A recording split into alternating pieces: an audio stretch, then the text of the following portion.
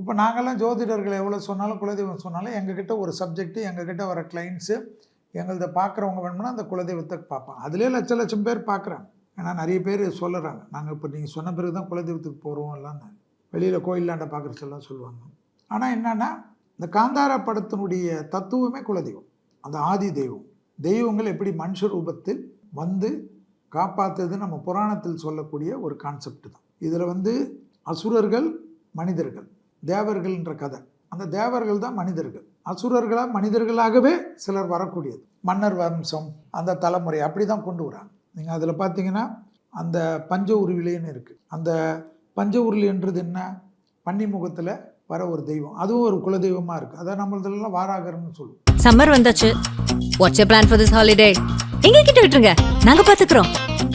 GT Holidays. GT Holidays, South India's #1 travel brand.